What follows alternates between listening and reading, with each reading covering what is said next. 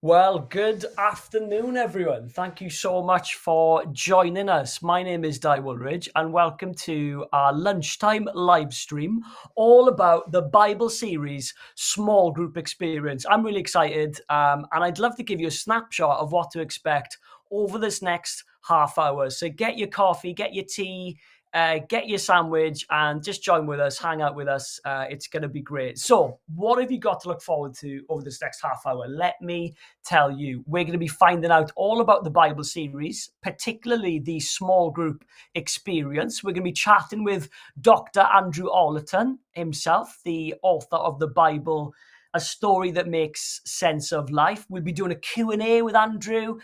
There'll be a competition giveaway, which I know you're very excited about. I'm super pumped about the competition giveaways. So more about that in a little while. And also, lastly but not least, we've got a premiere that we're going to be showing you one of the the key content video of the Bible series Small Group Experience. So we're going to be showing it exclusively for the very first time.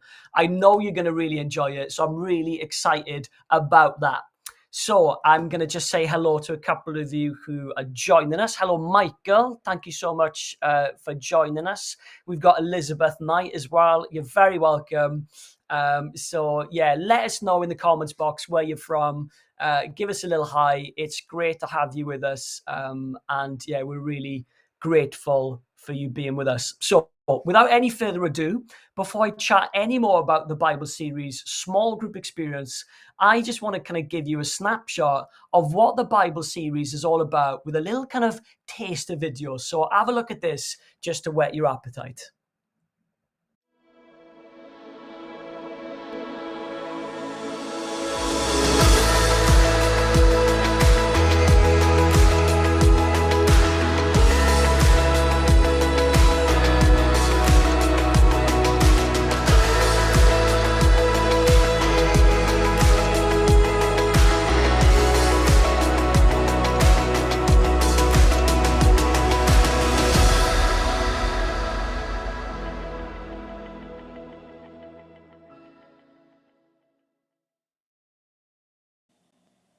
There you go. A little taster for you there, guys. But we're not stopping there. We've got the main course himself, Dr. Andrew Ollerton, is joining us. Hello, Andrew. Hiya, Di, and everyone else who's joining us. Thanks for giving up your lunch break. Good to be with you. Andrew, it's great to be here. We've got some great guys with us. We've got Elizabeth, who's on the Welsh border, which means she must be half blessed. But she's fully blessed because she's with us, and we're fully blessed to have her with us as well. We've got Susan Reed, we've got Michael. So thank you very much for stopping by, everyone. So Andrew, I did ask a kind of icebreaker question in the kind of pre-chat before we went live, and I want to kind of ask this to you first. What Bible character would you have a coffee with, and why?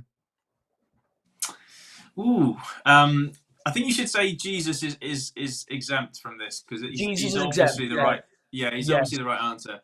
Apart from him, do you know what I'm going to go with? I'm going to go with Melchizedek because he's such a mysterious character in the Bible, isn't it? If you read what happens with him and Abraham, and then what Hebrews says about him, you sort of think, "Gosh, who was that guy? And what was this incident with Abraham?" So I'm going to go, a latte, no, actually a flat white with Melchizedek. I'd enjoy that. Yeah, I'll be asking him how he spells his name, just in case I'm in a spelling bee and it comes up. But no, that's a good answer. I like that. So today we're kind of talking about the Bible series, aren't we? We've done a couple of live streams already where we've referenced the Bible series. So some of the people who are joining us this afternoon may have experienced it themselves as a part of their church. But we're actually, before that, for those who have not experienced it, could you kind of give a kind of, in a nutshell, broad brushstroke explanation? What is the Bible series? Let's kick things off there. It's really a 7-part resource for people who want to help their church go through the story of the Bible, but a little bit different to the Bible course. Many of our viewers will be used to the Bible course, familiar with that. The Bible course gives a little bit more, if you like, the nuts and bolts. It looks under the bonnet and says, how does this whole Bible story fit together? The Bible series almost says to people, before you look under the bonnet and investigate all the detail, why not get in the car and let me take you for a spin? Let me show you how the Bible feels, why it feels so relevant, why it still resonates so deeply with who we are as human beings. So it's a less deep dive than the Bible course. It's much more connecting 6 major episodes in the Bible story with our human condition. So we look at origins and is there meaning to life? We look at Exodus and what does freedom really mean? We look at exile and can we have peace today in the storms that we're going through? We look at the Messiah. What does it mean to be loved? We look at the Spirit. What does it mean to belong to community? And we look at the ultimate hope that we have ahead of us. So it's those real heart-moving, applied subjects. And it's a 7-part series. And the idea is, whether you're a small group leader, whether you're an entire church leader, you've got a resource you can take your audience through. That's fab. Yeah, 7 sessions, 6 beats and an introduction, isn't it? And yeah, I think that's great. And I think that's a kind of key part of it. Like you said, it's kind of not just looking at what happened in scripture, but it's kind of looking at how that's still relevant to us today. So I think that's great, and I'm excited about this series. And so I've kind of given a nod to this already, haven't I? That today we're kind of launching the small group experience, which is part of this kind of Bible series, which is obviously bespoke to small groups. But can you just tell us what can we expect in a typical session? Well, I'm really excited to be premiering. Is that the word you used? Yeah. It sounds like Premier Inn, which is unhelpful. We're not going to. We're not endorsing Premier Inn. I wasn't going to Premier Inn. No, I was thinking that the release, the release of the new Bond film last week was merely a warm up to the premiere that we are putting out today. Is that what you were thinking, Dai? That really. Honestly, this is going up a level from anything James Bond can do. But in essence, during lockdown, we developed the Bible series. And so there were several areas of it that we knew we wanted to do a fuller experience, a more quality experience. But we couldn't. So the small group resources was the key area. We wanted to put out some short videos, much shorter, 7 minutes long. The sort of thing you can show to a friend. It might just be that you want to show them to a friend and say, do you want to have a coffee and chat about this, see what you make of it? But equally, you could have your small group gathered on Zoom or in the room, and it doesn't take too long. It's very light, it's very relational, and it's very applied. But effectively, these videos, we worked with a brilliant animator to pull together a visual experience of the Bible story. And so that's what we're launching today for free. Here endeth the saying, you get what you pay for free.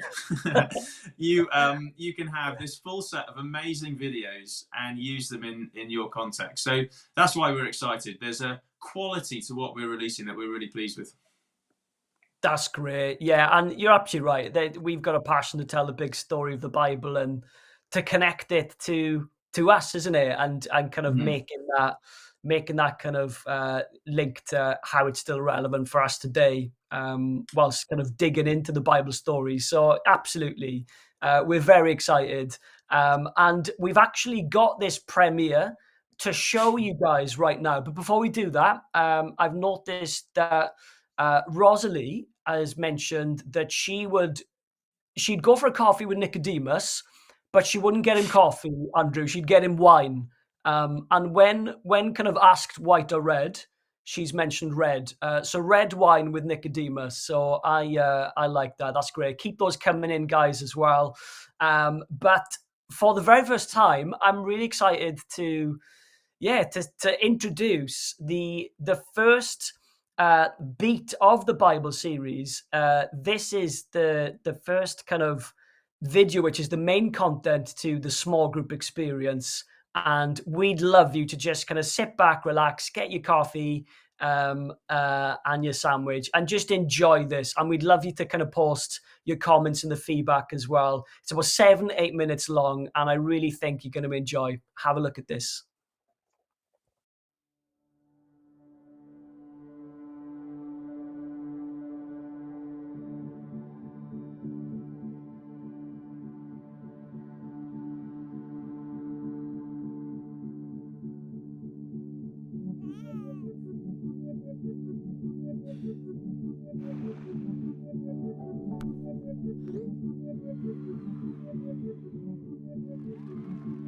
It's famously been said the two most important days of our lives are the day we were born and the day we find out why. We humans are not just happy to exist. We need to know why. Why am I here? And what's the meaning of life?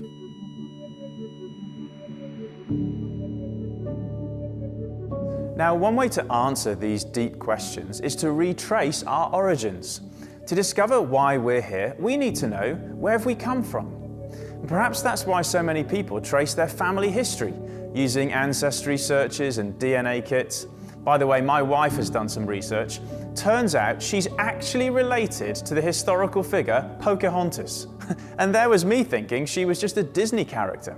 Anyway, back to the Bible. It opens with our origin story, taking us back to the dawn of time in the beginning. Genesis, the first book in the Bible, means beginnings or origins, but imagine it less like a scientific textbook about the age of the universe and more like an artist's impression, capturing epic moments when everything exploded out of nothing and our human story was born. Now, other origin stories, both ancient and modern, imply that we're just accidental, blobs of carbon floating on a random rock in an empty universe. But Genesis affirms we are here on purpose. Despite all the suffering and chaos, there's real significance to our human story. In the Bible, the earth is first described as formless and empty, shrouded in darkness, a scene of chaos.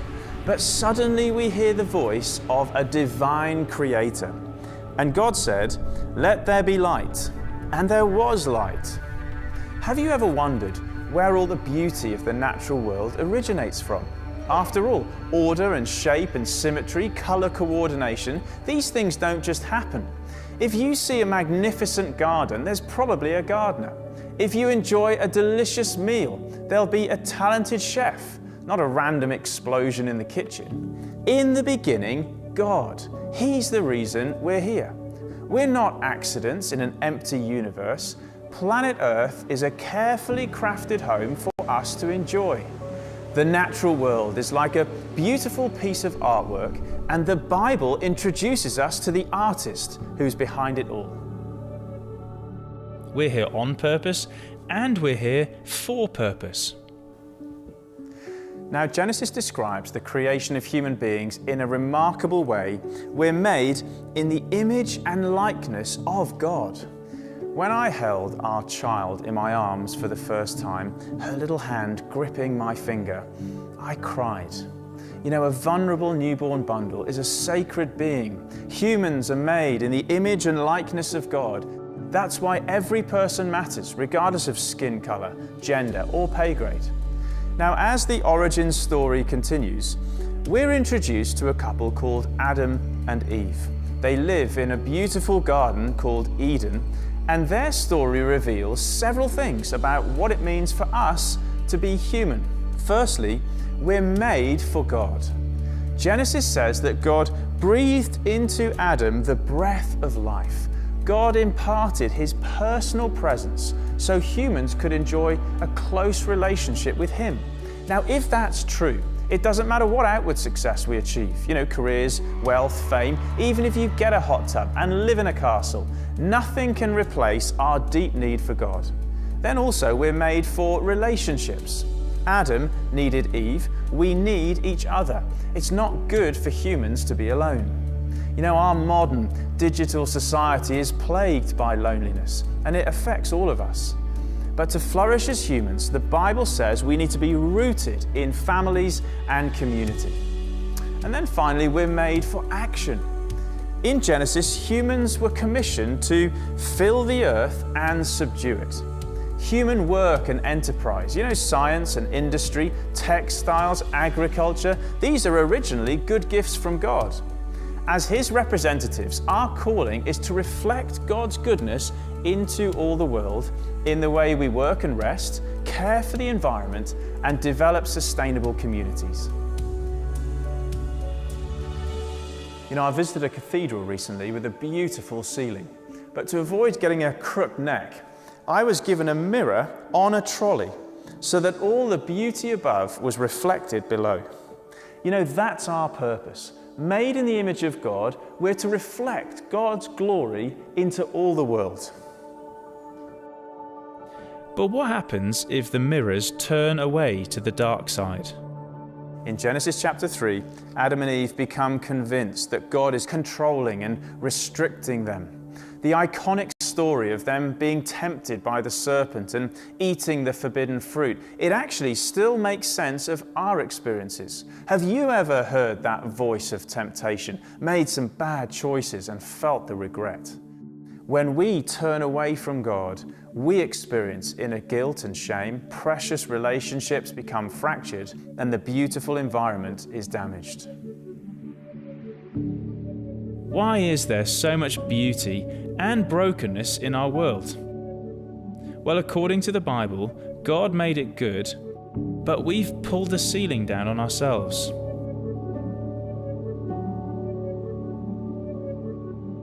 So where do we go from here? Is there a way back?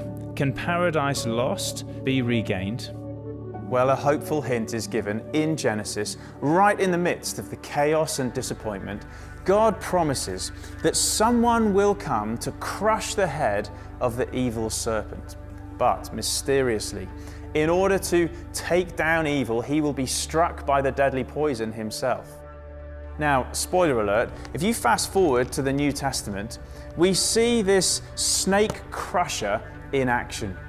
And in order to defeat evil and death, he did take our poison himself. Retrace our origins right back to the beginning, and we've been created on purpose and for purpose, to know God and to reflect his beauty in the world.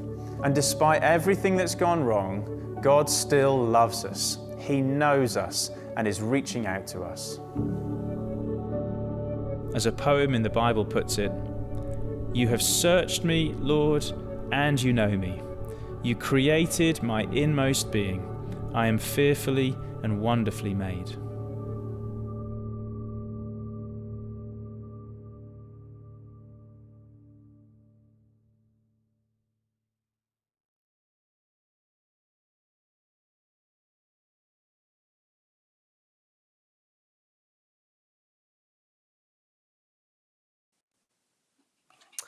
So there you go, Andrew. How exciting was that? Yeah, it's really good to see it. These things take some work, but to see it out the door and now available as a mission resource to help people who are seeking and inquiring to think about, does the Bible have anything left to offer us? Well, we really believe it does, but you've got to sort of see that bigger picture. What is our origin story and how does it make sense? So I just think as a mission resource and for the church to use in Sundays and small groups, super excited.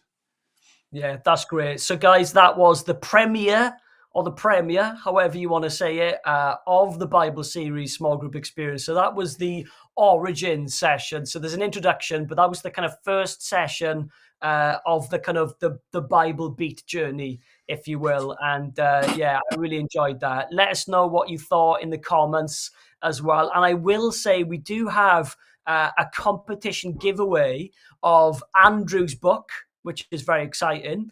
And there were going to be some questions relating to that video.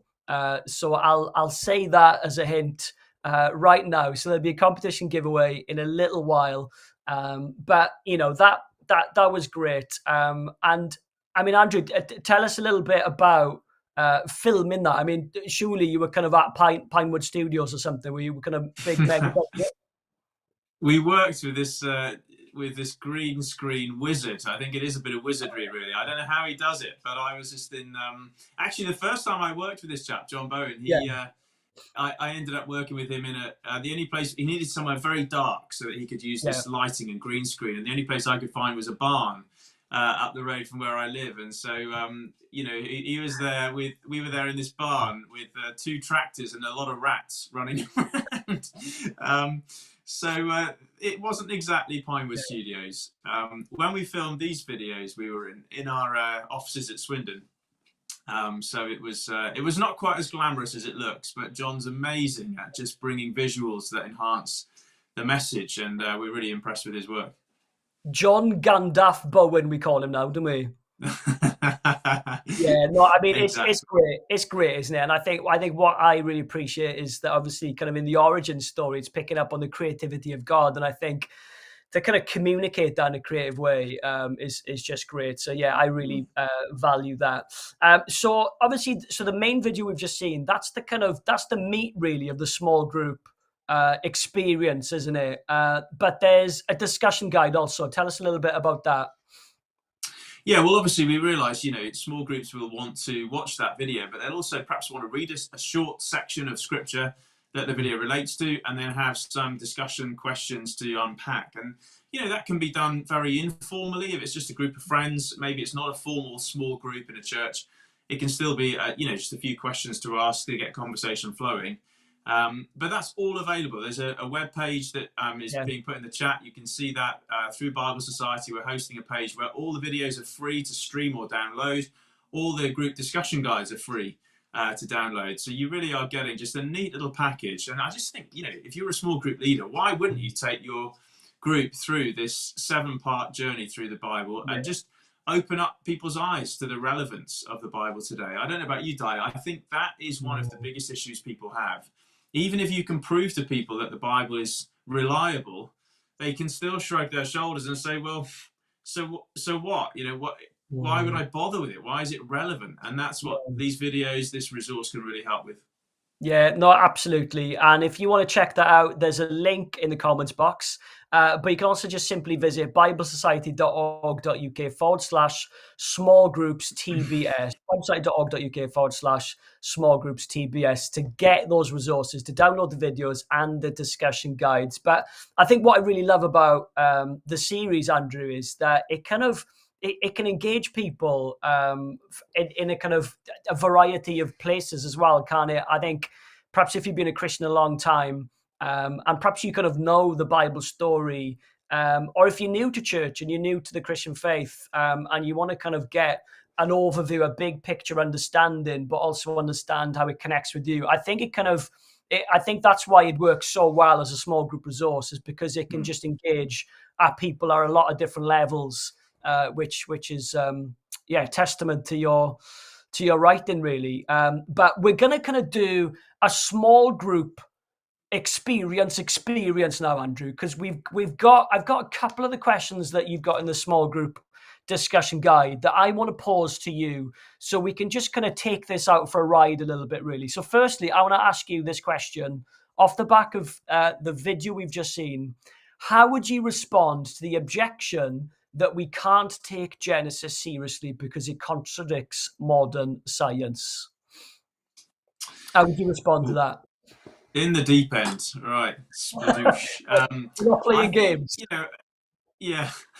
Ultimately, I think you've got to, perhaps help people understand that's a false choice. Do we really need to choose between those two things? Because so many modern scientists, let alone in the early modern period, so many modern scientists are Christians. They believe that God has created this world. Without going into details of exactly how he did it or when he did it, they believe God is the ultimate creator, and that science is therefore science only works because this world has mathematical laws and principles embedded within it by a designer creator God. And the reason we can investigate the design is because there is a designer. So in a sense, the science is predicated, it's presumed on the fact that there is meaning and there are laws and principles in the universe that can be investigated. And so some of the best scientists have been Christians. You think of, Francis Collins, former head of the Human Genome Project, was a Christian, and he came to faith whilst being a brilliant scientist. So it's a false choice. And ultimately, Genesis, in that sense, is not a scientific textbook. It's much more a broad brushstroke canvas upon which we're having sketched out for us a beautiful vision of where ultimately everything has come from and why we're here. And I often say, as many people have done, while science can answer some how questions, how old is the universe, how has life developed on Earth, it's the Bible that answers the deeper why questions. Why is there anything rather than nothing? Why am I who I am? Why is there good and evil? For that, Genesis, however ancient it is, it still scratches where modern people itch. It's still profoundly relevant. Yeah, something like that would be my response. Great. That's a good answer. Good answer. I appreciate that. And I will say, I do have another question for you, Andrew. But before I give that to you, I do want to say to those who are joining us on this live stream that we do have an opportunity to ask Andrew your questions as well. So please, please, please put in the comments box your question. Put a big Q in front of it to help our producer just kind of filter through where the questions are. But we'd really value your feedback and your questions as well. So if you've got a question for Andrew or myself, if it's related to the Bible series, small group experience, or if you just got any kind of biblical questions for Andrew, really deep ones like asking him what Bible character he'd like to have a coffee with and why. So if you've got questions, please send them in and we'll get to those at the end of this live stream in a little while. But second question for you, Andrew, in the meantime, is this one. How has the origin story in Genesis helped you make sense of life today? Oh, it's a good question, because that's ultimately what it's there to do. It's to help us make sense of the reality that we dwell within. I think that's the reason why this origin story is in the Bible. It's not just for those who are curious. It's to say, as you experience life in the world and you think about the kinds of events that unfold, why does all of this work the way it does? I think a couple of things for me. Firstly, the origin story in Genesis affirms that God is the center of reality. And, a bit like the sun, we have realized this, relatively recently, that we actually orbit around the sun. It's the center of our solar system, and we orbit around the sun, and it gives life to us as we receive that life. Things photosynthesize. We only live because of its light. And in the same way, I've come to appreciate God is not, if you like, just a controlling, distant deity. He's the source. He's the center. And the more I center my life on him, the more I come alive, the more vibrant the colors of the world appear. So God is the center. Life is a gift. I think that's the other thing I'd say. Genesis says, doesn't it? We're here not by accident, but we're here on purpose and for purpose. And I think so many people today, they are struggling to understand, in the midst of suffering and chaos, what is there that even suffering and death can't take away, that makes life meaningful? What's the ultimate purpose for our lives? And when we center our lives on God and we understand from Genesis that he made us in his image and likeness, it puts dignity on us. We're not accidents. We're not just highly evolved mammals. We are made in the image and likeness of God. And it gives us purpose. I said in that video, we're to reflect the beauty of God, like that sort of idea of an analogy of a mirror. We're reflecting his image below into the world. So, God is the center. Life is a gift. And maybe finally, death is a rude interruption. You see in Genesis, in our origin story, not just why the world is so good, but what's gone wrong. And when you lose a loved one, both of us, Dai, I think, have lost our fathers relatively young in age, and it hurts. And it's those real moments where this isn't just a theory, but you feel that there's something wrong with the world. It wasn't supposed to be this way.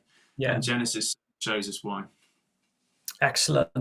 So, guys, that is just a little taster of some of the discussion guide questions, and it's there for you to use. So we'd love you to check it out. And you've obviously got the video that you can download and the discussion guide questions. So yeah, would really encourage you to have a look at that. If you're a small group leader, go and check out biblesociety.org.uk/small groups TBS for more info. But now, Andrew, it's the moment that we've all been waiting for. It's the competition giveaway. And what giveaway is there, you ask? I'm glad you asked, Andrew, because it is none other than a copy of your book, The Bible, a Story That Makes Sense of Life. So you can get your hands on that copy if you win this question. So Elizabeth, Rosalind, if you guys are still joining us, we'd love you to engage with this question as well. I'm going to ask producer Ryan to give us a bit of kind of tense mood music, because this is really important. And we've got the question: which is this. Okay, we've got the mood music. We're building the atmosphere. Here's the question. In the Origins video, Andrew mentioned he was recently in a cathedral where he was given a trolley. But what was on said trolley? I'll read it again. Andrew mentioned he was recently in a cathedral where he was given a trolley, but what was on said trolley? If you know the answer, put it in the comments box, and the first person to comment will win a copy of Andrew's very own book. I'm nervous. I don't know about you, Andrew, but I'm waiting on tenterhooks over here. What was the name of the cathedral? Did I give the name of the cathedral? I'm not sure I did, actually, did I? You didn't. You didn't. Andrew, I'll have to stop you there because we do have a winner, and it was Elizabeth. Elizabeth beat Rosalie to the punch, and she wins. Andrew, your latest book. Would you like to give like a kind of congratulations speech for Elizabeth, for us, Andrew? A speech. Well done, Elizabeth. Is all I would say. It was a mirror, and it was actually in Exeter Cathedral. Was it? Okay. Beautiful place to visit.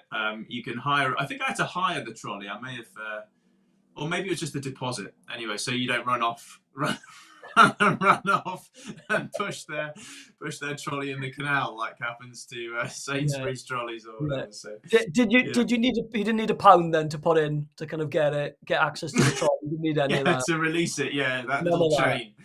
Yeah. Fab. Well, huge congratulations, Elizabeth. If you get in touch with us via Facebook Messenger, we'll arrange how we'll send that out to you. So very well done to you. And well done to Susan and Rosalie as well. You were absolutely right. It was a mirror. Guys, we're kind of coming towards the business end of our time together now, but we're just really grateful for you joining with us. As we've said, you've seen the small group experience of Origins, but there's 5 other films that we've kind of carefully crafted that share the Bible story through the 6-beat journey through the Bible, and we'd love you to check them out. As Andrew said, they are free. There's discussion guides there as well, so please go to biblesociety.org.uk/small groups TBS to check that out. So yeah, I think I'm not sure. Do we have any questions? I'm not sure if anyone has any questions, but we've got a space now. If you've got any questions that you'd like to ask Andrew, or if there's questions about the small group experience itself, then feel free to send that through. But in the meantime, I want to probe Andrew a bit more on Melchizedek and what coffee did you say he would drink? Was it a flat white? I don't know about Melchizedek, but I was going to have a flat white with him. Yeah. I think he'd have some interesting things to say. And I mean, ultimately, the writer of Hebrews sort of probes as to whether that was some kind of pre-incarnate appearance of Christ himself. So in a sense, maybe I've broken my own rule and said I'd like to have a coffee with Jesus. But Melchizedek, Melech is the Hebrew word for king. And Tzaddik or Tzedek is the Hebrew word for priest. So he is this priest king. Wow, yeah. Who even Abraham bowed to. So what an amazing, mysterious picture of Christ embedded within the Old Testament. And it would be a flat white, yeah. Fair play. Well, I think for me, I'd have a coffee with Barnabas, because I'd really feel like if I was having a bit of a down day, he'd really kind of pick me up and encourage me. For one, so I think he'd be a great person to have a coffee with, and I'll also ask him what the argument was with Paul when they kind of parted ways. I'll kind of want to get into that in a non-gossiping way, of course, in a purely pastoral way, and I'll have a hot chocolate and whatever he wants. But he's the kind of guy who'd go for anything, I think. I like it. So there you go. But we've got some other questions. Does Exeter have a canal?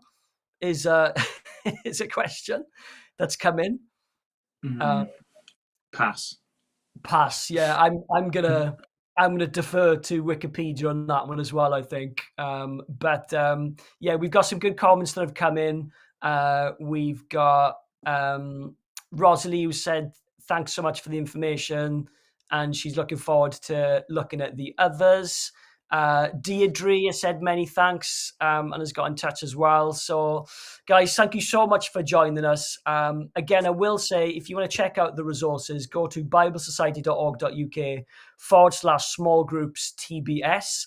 And I will say that we're going to be launching the next sessions of these videos on a weekly basis, starting from next week, Monday 1:15. We're going to premiere part 2, which is the kind of Exodus story, and they'll be going on a weekly basis from there as well. So please subscribe to our YouTube channel to get notifications for that, and have a look for yourself on our webpage. But we're really grateful for you joining us. Any last words, Andrew? No, just encourage people, share this resource, not just for yourself, but pass it round, share it on. We really feel excited that actually, as I said, it's not just for the church, though it is a brilliant resource, but it's a mission resource as well. Let's help people really discover the relevance of the Bible today through this video resource. Excellent. And I can confirm, thanks to Susan Reed, that there is a river. So our questions have been answered, guys. Thank you so much for letting us know that, Susan. And Elizabeth has said that she shared your book, Andrew, on Facebook, and she had a message back from someone who bought it and was reading it a second time through because it was so good. And she didn't even think that he was a Christian. So that's great, isn't it? That the story of God that you kind of reference so well in your book is being read, and people are engaging because it's a relevant story, isn't it? And we want people to connect with this book so much. So there you go, guys. Thank you so much for joining us. That's it from me and Andrew. But check out the webpage and have a look. Subscribe to our YouTube channel, and we look forward to seeing you soon.